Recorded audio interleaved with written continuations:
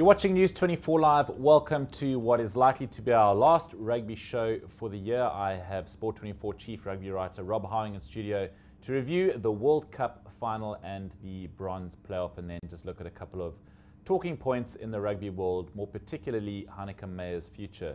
Rob, good morning. Thank you very much for coming in. Hi, Nick. And for all your service this year. It's been a long season. It has been a long year, and I suppose it was all in the script. The All Blacks, deserved winners of the William Webb Ellis Trophy, defending their title. What did you make of that final? For one thing, it was an unusually good final. We're used to sort of, 15-12, 15-9 sort of results where it's sort of all penalties or maybe the odd drop goal.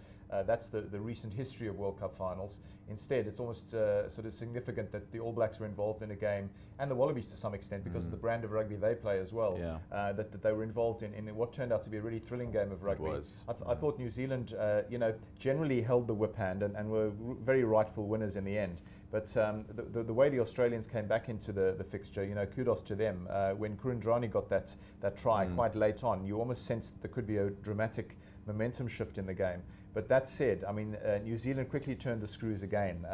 They're the sort of side who, they're not used to playing second fiddle, and that just became apparent. They kept completely level-headed. Richie McCaw rallied them superbly. I thought he had a very good, very influential game after all the sort of pillorying that he got in the Australian media in the build-up to the game, so he was right up for the game. And some of the other veterans, Ma'a Nonu obviously put in a really, really solid performance. Some of the outgoing players, it was a really fitting way for them to go. And people are saying rightly that this may well be the best rugby team ever, as it is New Zealand first team to win repeat World Cups, and the first team to now hold the title 3 times.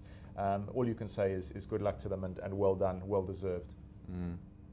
Speaking of which, the Springboks ran them a lot closer the week before.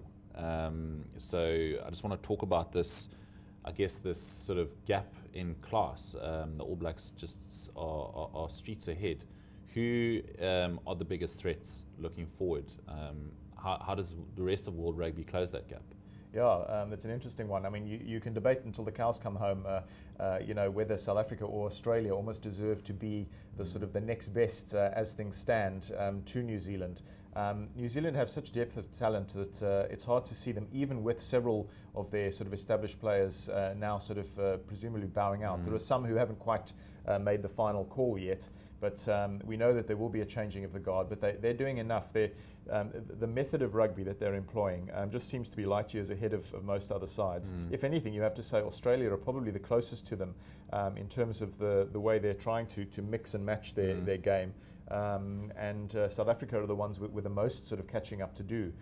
Yes, we probably did, certainly in scoreboard terms, obviously ran New Zealand a lot closer the week before. That almost paints a little bit of a deceptive picture about where South Africa are really at, because we also had some pretty gory games. I mean, that quarterfinal defeat of a weakened Wales team, I thought South Africa put in a pretty poor effort that day, to be honest. Lots of praise for the fact that we just got to the semi-finals after all the hoo-ha after the Japan defeat and so on, that we were, it was quite a turnaround just to get there. But the fact is, we didn't play particularly well in that quarterfinal, and nor did we play particularly well, frankly, in the playoff game, which really did have a terrible sort of sloppy seconds feel about it. Eerie sort of feeling from the stands. It wasn't as though the crowd was totally gripped by the occasion. It was almost like the 80 minutes that nobody really wanted. So we can't also judge things too much on that. Although the Boks did win comfortably in the end, I still think there's a major shake-up required in the way South Africa go about creating a template for success, and a template to sort of attract new rugby fans, because we're talking a world game. New Zealand are increasingly, I think, becoming a brand that is, people, neutrals around the world are going to be wanting All Black jerseys more than they're going to be wanting Springbok jerseys.